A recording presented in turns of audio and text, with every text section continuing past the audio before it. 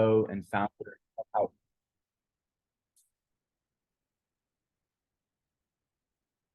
Think about the last time you saw a plastic piece of trash. In Colorado, only 15% of our single-use plastics get recycled. The other 85% poisons our food and water supplies, infiltrates our forests, and even ends up in our oceans. Outpost has and will reduce single-use plastic pollution. I created Outpost for colleges and businesses. I want to educate them on healthy, sustainable products and reduce their plastic waste. I will achieve this via refill stations. They're going to help college students and businesses save time, money, and the environment. So, how does a refill station work? Raise your hand if you have refilled your gas.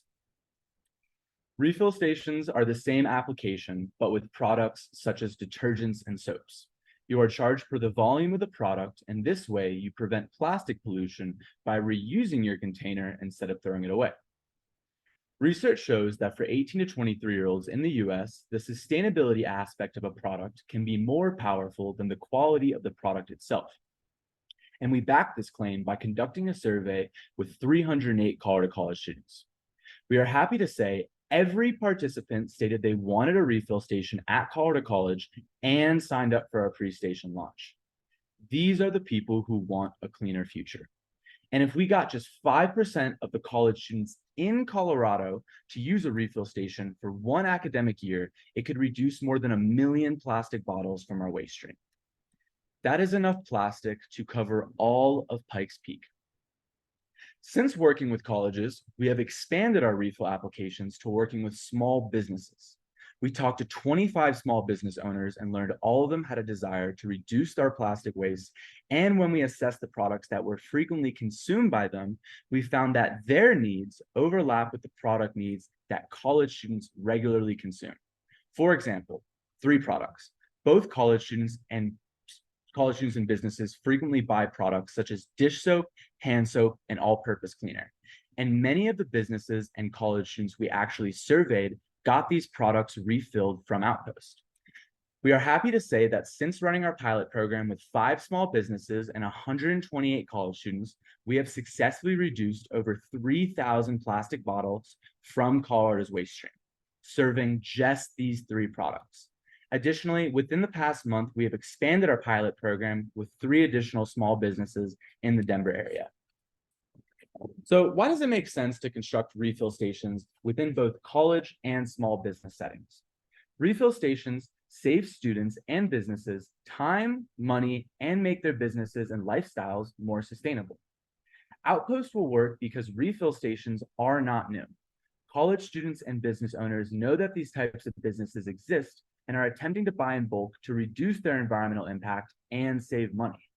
We simply want to create a new approach by constructing one of the first ever refill stations within a college campus while perfecting our approach to B2B applications.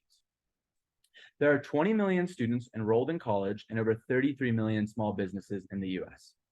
400,000 of these students and 650,000 of these small businesses are in Colorado. Initially, we plan to be able to serve around 5% of these students and 1% of these small businesses in Colorado. A successful metric for serving our initial market would be reducing 3 million plastic bottles within a 3-year period. Our business model for colleges is we buy in bulk, establish vending contracts with companies that are already operating within the college, sell our products for a 30% margin, and assuming we can sell to just 1% of the college students in Colorado, we will make $570,000 just selling our first 3 products.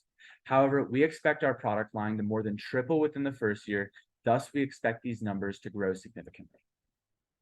Another reason this business will work is that I am leveraging an existing platform that is already sustainable and widely used in the US, meal plan money. Meal plan money is a convenient and fast way for students to pay for anything on campus.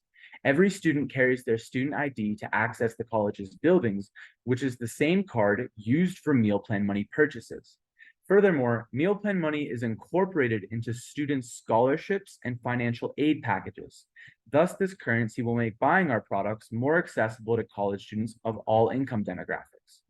Also, Many college students have excess meal plan money by the end of the year that they have to spend, or it will be reabsorbed by the college. Our refill station will give students an efficient way to spend their meal plan money on products that can be topped off and have a long shelf life for the next academic year. It is purchasing made easy. The second vertical market we have identified is businesses. Most business owners are simply focused on just staying in business. Since COVID, I started going to a climbing gym and I noticed two things. They were always out of hand sanitizer and hand soap. Businesses like this make split-second decisions to restock these products without considering the cost savings and environmental factors. This is bad for both their business and the environment. Outpost is the solution every business needs. We assess the products that each business uses so that we can swap them out with sustainable alternatives and refill them on a consistent and deliverable basis. This way, they never have to worry about ordering, running out of product, generating waste, buying environmentally harmful ingredients, and they save money in the process through our bulk buying system. As one of our businesses told us, if your service saves us time, money, and makes us more sustainable, there is absolutely no reason to not work with you. Furthermore, because much of our business relies on economies of scale, we have formed a coalition with 4 existing zero waste stores in the Denver area. This coalition will allow us to not only further reduce our environmental impact when we combine our inventory, but it will also help us cut down our bulk buying and shipping costs and give us valuable insight from seasoned professionals in the industry. None of these zero waste stores have thoroughly explored the B2B or college applications of refill stations, and we have found a way to make our relationship mutually beneficial for all. Every student and employee of each business or college we work with gets a 15% discount at each of these stores. This incentivizes each of the owners to connect us with additional businesses while we increase the foot traffic at each of their stores. So, what is our competitive advantage? First, we have inside connections with a vast network of colleges in the US that other refill stations simply do not have. Second, we are the only refill station in Colorado that supplies refillable products to local businesses from local manufacturers. Third, and lastly, we are the only refill station in the US connecting college students to local businesses through a refill station concept. Since I started Outpost, we have been awarded multiple grants for our concept test, research, and further product testing. Since running our concept test at Colorado College, their Center of Creativity and Innovation has agreed to incubate our business for a 24-month time period, giving us access to Colorado College's space and resources. Lastly, we broke even selling over $11,000 worth of product, proving a successful pilot program. Our plan for the next calendar year is to onboard an additional 35 small businesses, 2 additional colleges, and 8 medium-sized businesses such as senior living centers, hotels, and elementary schools, all of which we are in current negotiations with. And I'm glad to say I have the perfect team to make my business grow. Our success is driven by a dedicated team with diverse expertise and a shared passion for sustainability. All of our other team members have years worth of experience in their field. Also, we do have those 4 refill station owners who bring in valuable industry experience and insight to our growing business within a growing industry. Lastly, our mentor is a seasoned entrepreneur who has a proven track record of creating and selling small businesses and successful companies. Together, we form a dynamic and driven team committed to reducing plastic waste and fostering a greener, more sustainable future. With the financial award, Outpost will increase our current product inventory and will bring in new refillable products. We will extend our marketing outreach to small, medium, and large businesses, and we will spend the award on constructing new refill stations, maintaining future and current operations, securing new partnerships with last-mile delivery systems, and we will look to bring on 1 to 2 marketing interns. With this funding, we will seize the opportunity to scale our impact and make a profound difference in the fight against single-use plastics and environmental degradation. Thank you very much, and please reach out if you have any questions at all. Fantastic job, Bryan. That was 9 minutes and 44 seconds, just so you know, so perfect timing. But now, judges, we will open it up. We have about 10 minutes or so for Q&A. So feel free to rapid fire. I can call on you if you throw your hands up or whatever works best for you. Okay. Hey, Bryan, thank you for the presentation. I love the idea, and the traction sounds like it's going really well. Can you talk a little bit about, you made the comment that you sold $11,000 worth of inventory and you were profitable. Can you just talk about like your cost per refill, your cost of raw materials, and kind of how you have that refill station set up from a, I guess, how does it operate from both your transaction as well as the actual logistics of the refill? Yeah, so I think the best way to describe this would be to give a summary of two of my products. So I was selling hand soap from Boulder Clean and dish soap from Rustic Strength. And basically, they're both manufacturers in Denver. And I bought anywhere between 30 to 50 gallon vats, drove them down in my personal car from Denver to Colorado Springs. For college students, I set the refill station up within Colorado College, and they paid me in cash. I bought both of those products, the hand soap and dish soap, for around 12 cents per ounce, and I sold it to the college students for around 22 cents per ounce. As for the businesses, I gave them 3 to 5 gallon containers of these products, and I charged them upfront for those volume of products. And whenever they ran out, I would top them off and charge them for the weight differentiation of the product. Does that make sense? Mm-hmm. Thank you. Let's go. Ashley had her hand first, and then Martin will grab you. First, Bryan, great presentation. Really enjoyed it. I'm also curious just to go a little bit more into how, I guess, you're thinking about the price point, and how you're kind of thinking about your costs, not only currently, but starting to plan for scale and growth.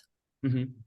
Okay, so that's one thing I'm actually really excited to talk about. So I talked with the 4 refill station owners in Denver, and when I visited all of them before I even talked to the owners, I noticed that they were selling products that I was selling. And I was like, well, if we're trying to reduce plastic waste and buy in bulk to sell in smaller quantities, we should combine our inventory. So a lot of these refill stations in zero waste stores in Denver were buying their products in 20 to 30 gallon vats. But now that we're combining our inventory, we are exclusively buying our products in 50 to 100 gallon vats, which gets us the price per ounce down around like 20 to like 25%. And we're also negotiating with the local manufacturers such as Rustic Strength to sell us it in like 200, 300 gallon vats. So we not only have to buy the smaller plastic vats to reduce our plastic waste, but because we're buying such large quantities as a coalition, it reduces the cost and allows us to serve our product to bigger customers such as the senior homes and hotels and elementary schools. And that's how I plan to scale as for now. That's does that make sense? Okay, cool. And Martin, you were next. Thanks, Bryan. Once again, really like the idea, like your presentation. I'm curious about, are you seeing that this sustainability mindset is trumping any brand preference sensitivity to your potential customers? Because I know that, when you're buying bulk, it seems like the sort of the mindset just matters because there's not a lot of brand recognition there, or quality difference. Like, are you seeing any variation there?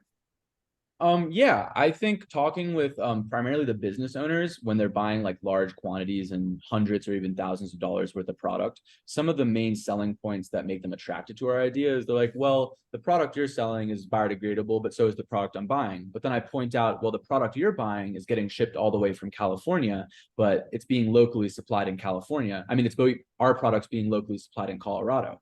So it not only makes it more sustainable from a carbon emission standpoint, but a lot of the small business owners want to support other small businesses in the area.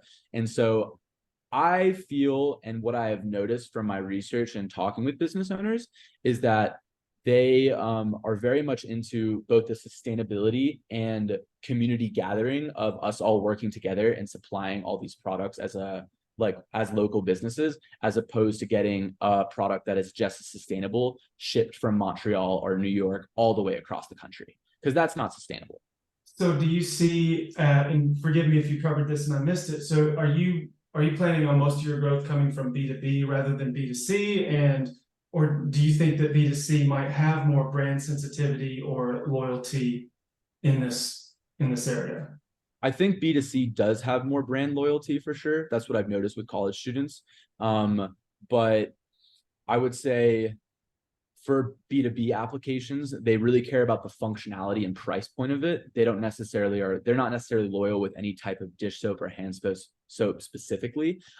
But if we receive funding, one of the things I would like to do with B2C is to supply like the college students that I am already serving with refillable products that they are already loyal to. So like for one example, Dr. Bronner's just opened their first refill station, and a lot of college students really like Dr. Bronner's, but they only sell their containers in 16 to 32 ounce plastic bottles. So I've actually been in touch with them about selling me in giant vats, like 30 to 50 gallon vats, and maybe constructing a refill station at a local college. And that's something, to answer your question, that is something that B2C cares more about than B2B. But I think that's a great point. Hopefully that answered your question. It does. Thank you. Anita was first, and then Mackenzie, you'll be next. Thank you, Bryan, for a great presentation. I just wanted to learn a little bit more about what you learned from your pilot. So those 5 small businesses and the students who were your customers. Did you learn any differences between these different markets, and how did that inform things for you? Yes, of course. So I guess one of the first things I learned right at the bat is how to ship efficiently. So I wasn't going down from Denver and then hitting one location and going back up. I would hit all of them simultaneously. So I'd have like one big day. And I think even as we scale, that is the most efficient way to supply these refills. Another thing I learned is that in terms of price points, businesses are a lot more, my margins are a little slimmer for sure, because college students are buying these products in 16, 32, 64 ounce bottles. Whereas whenever I top them off for businesses, it's usually in the 2 to 4 gallon range. So I have to give them a more competitive price point than college students. But I will say another thing I learned is the pilot program at Colorado College I constructed within the Center of Creativity and Innovation. And one thing that I had at the refill station is like a feedback box. And what I'm currently in negotiations with Colorado College is constructing it within the laundry rooms, because a lot of students like go to the laundry room and they forget that they have this product, and then they go to the Center of Innovation. And I think making it as localized as possible for the students is very beneficial, because they don't have to think about it. It's a convenience factor at that standpoint. They just go in and they just refill their bottle right next to where they're doing their laundry. And for the businesses, I had a similar idea, but I learned that the businesses really like the deliverable system and the fact that I come in and they don't have to do anything. They don't have to worry about ordering. They don't have to worry about moving their product. They don't even have to worry about throwing away their product, because I top it off and I just weigh it and charge them for the ounce, and I compare it to my logs. So I know I could keep going on with like tiny nuances, but I hope that's like good so far. Perfect. And then Mackenzie, you had the next question. Yeah. And we have about a Great. minute left or so. Okay, great job, Bryan. Really loved your pitch. Just a couple of questions. First one is, when you're reaching out to these businesses, to these colleges, what friction are you running into? So what would you say is your biggest obstacle that you have to convince, or you're working on, or feedback that you've gotten? Yeah, so with colleges, I'm not gonna lie, it was a little bit of a hurdle, especially as I was learning to approach such a big business. And I would say it's one thing I'm learning is that most colleges, like for example UCCS, Colorado College, DU, they usually have like people that are companies that employ their dining halls. So approaching the college isn't necessarily the best way. Like for example, Colorado College is employed by Bon Appetit. So I had to secure a vending contract with Bon Appetit to ensure that I could sell my product using meal plan money. Whereas if I wanted to sell directly to the students, and someone just dropped in the comments, how did they pay me? And they paid me Venmo, Cash App, or just cash. And that I had to negotiate with the college. So I'm learning with college students, working with colleges, that the best way to use meal plan money is to approach the vendor that employs the college's coffee shops. And then the best way to get students to pay via Venmo, Cash App, or cash is to approach the college directly. And in terms of businesses, that was actually a super lubricated process. That was pretty easy. I would simply send them an invoice, charge them up front for the first thing that I would supply them with. And then after that, it would just be an invoice for all the weight differentiation of product that I would top off. Does that make sense? Perfect. Okay, cool. Thank you so much, Brian.